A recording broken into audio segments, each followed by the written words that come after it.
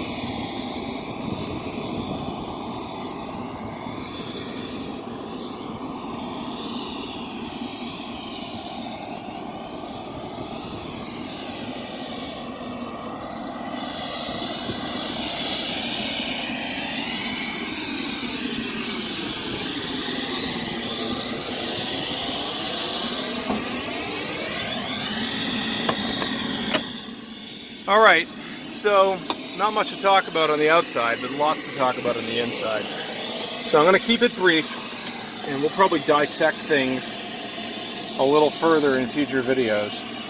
Here's kind of the panoramic view of the panel.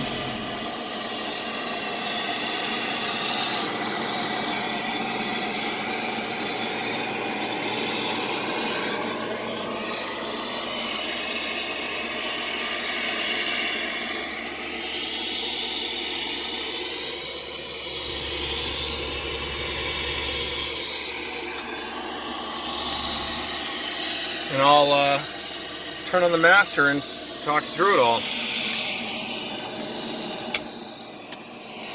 Okay, so for starters,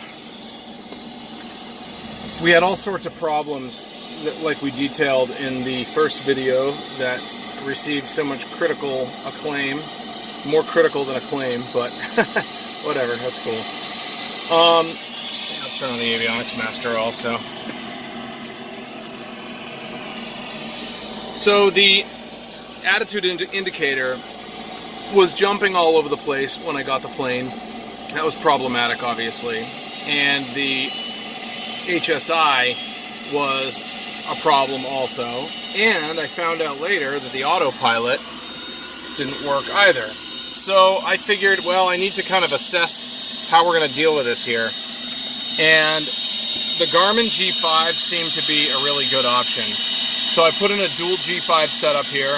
This is the attitude indicator, and this is the directional gyro HSI. It's called a directional gyro, but it really uses magnetometers to determine what the heading is. And underneath the hood back here somewhere, there's this thing called a GAD29B ARINC 29 interface, and it allows the autopilot, in fact the 29B allows for a wide variety of makes and models of autopilots other than Garmin's to interface with the G5s. And this is an s-tec System 50, which I had to send out to s-tec to have them rebuild because it wasn't functioning.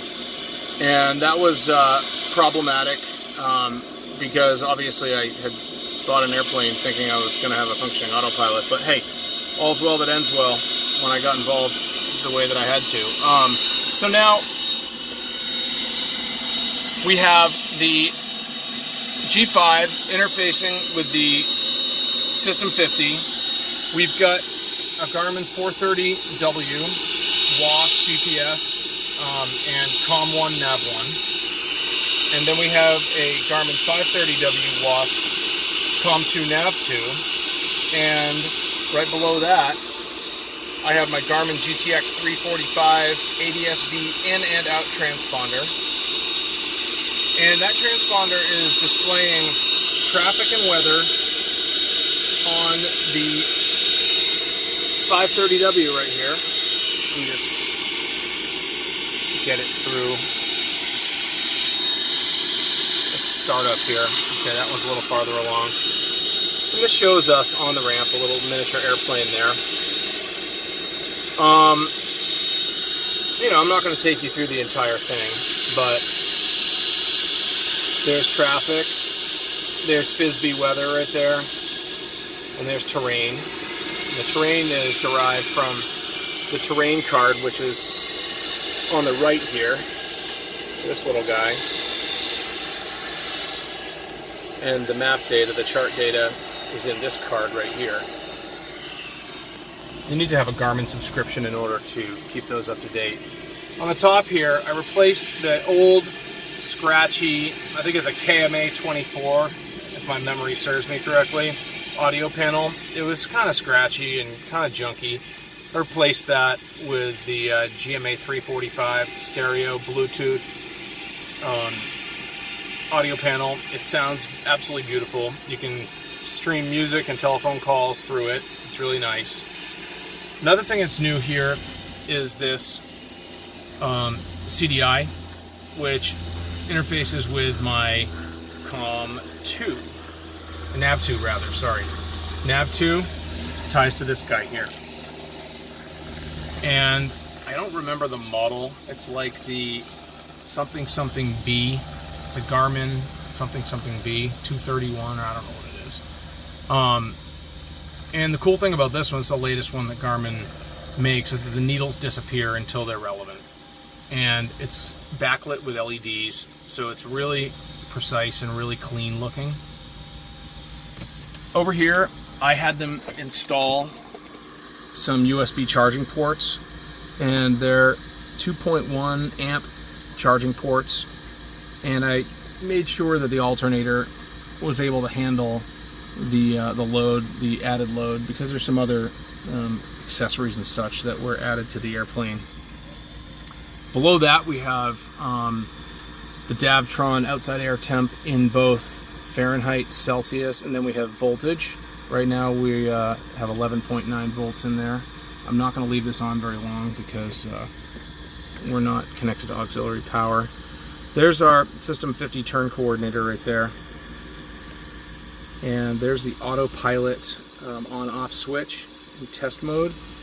To the right of that, we have a JPI Fuel Scan FS450, which I just finally managed to get functioning properly, and it's reporting, I believe, still testing and calibrating the K factor, which is a coefficient, like multiplier, that is used to accurately determine how much fuel is flowing through the lines. It's obviously a function of the line diameter and the number of revolutions of these little sensors, these little wheels that spin as the fuel is flowing. So I don't really know beyond that level of detail how it works.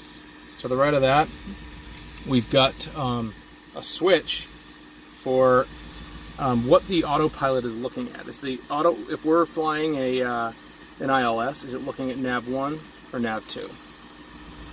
Oh, what else do we have here? Oh, I had them replace all of the old pop type breakers with pull type breakers. There were some older pull type breakers in there, and we had them tested to make sure that they were functional, but these are all the new pull type breakers. And there's an additional fuse panel or breaker panel down here for the attitude indicator, the HSI, the GAD29 ARINC interface, the tachometer, which is an electronic tach, and for the autopilot here. So I'll show you the engine instruments over here. I would like to get a JPI like 900 or something, but I don't know, I may just do that in another airplane. We're already pretty deep on this plane. Manifold pressure up here. We got a digital tach here, which is pretty nice. I think in some ways it actually, unfortunately, gives us a little bit too much information, but you know, we wouldn't even pay attention to certain things on a manual tach or a needle tach because it doesn't offer you that much level of accuracy or precision, whereas this shows you right down to the single digits of RPMs that you're running at. But it's helpful. It's helped me, and I've gotten used to using it. Jet taking off. Below that, I have an older Insight graphic engine monitor for CHTs and EGTs. I don't know how much I can rely on this thing. It's kind of, I don't know. I hope it's okay, but I got under there and I noticed that the ribbon had halfway disconnected. So I reconnected it, and it's been okay since then. But you know, I don't really rely on it as a gospel representation of what's going on in the engine, but it's a good reference. Here are the engine controls.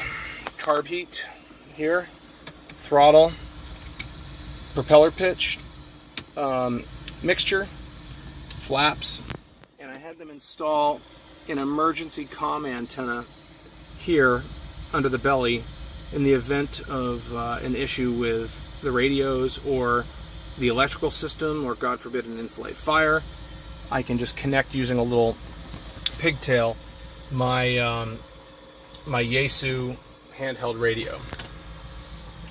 And then just the old original gauges here, they've all been rebuilt. All the guts have been rebuilt. The fuel senders are relatively new with new fuel bladders, left and right fuel, amps, cylinder head temp, oil pressure, and then we have carb temp, so we can see when we are approaching carb ice zone. These Cessnas are extremely prone to carb icing, and I've gotten some carb ice in some pretty unfortunate situations, but thankfully they haven't been any more than little hiccups. Had all new headset jacks installed, so all the wiring is new going to this GMA 345. So we have really, really clean audio, and hopefully you guys experience that with the cockpit audio.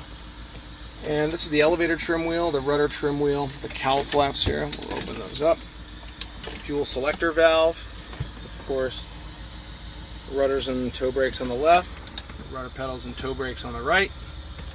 And I got this handy little center console here, which is actually for the oxygen tank storage. And the oxygen tank is stored down here inside that little container. I've got all sorts of junk in here. Pens, charging cords, multiple copies of the same checklist, Halitron fire extinguisher, keep my knee board, which has a copy of the POH for the aircraft, and it's all tabbed out, so in the event that I need it, I can get to all the important areas very quickly. I'll back up so you can see kind of the view going in, looking in. This is the pilot side. I'm going to turn the master and the avionics master off. We got shoulder harnesses for the pilots. My wife is a talented seamstress, and though this isn't a demonstration of the extent of her mastery, she made this little pillow cover and keep it in the plane. Sometimes if we're on long trips, one guy wants to doze off a little bit. Back here on the back deck, extra headsets. Actually, the headset should be put away and stored underneath the seat here. Yoke mount for my iPad mini. What else? Oh, you need your wet wipes for after a long sweaty flight. You can take a little wet wipe shower. And log of time for different flights. I've got the wheel pants on the plane. You know, if it gives me an extra 3 knots of speed, then I'll take it. What the heck? What else? Gosh, I think that's just about it for now. 15-minute tour of the plane. Didn't really go into a whole lot of detail, but you got the nuts and bolts of it. It certainly is a beautiful plane, and I wish I didn't have the problems with it. But now that I have done what I've needed to do to get it taken care of, it's been quite a lovely and wonderful airplane, and has flown me many places, and couple hundred hours or more, and it's thank goodness, thank God it's been without a hitch. So if you enjoyed this video, guys, I appreciate a thumbs up. I'd like for you to subscribe to the channel, and we'll see you in the next video.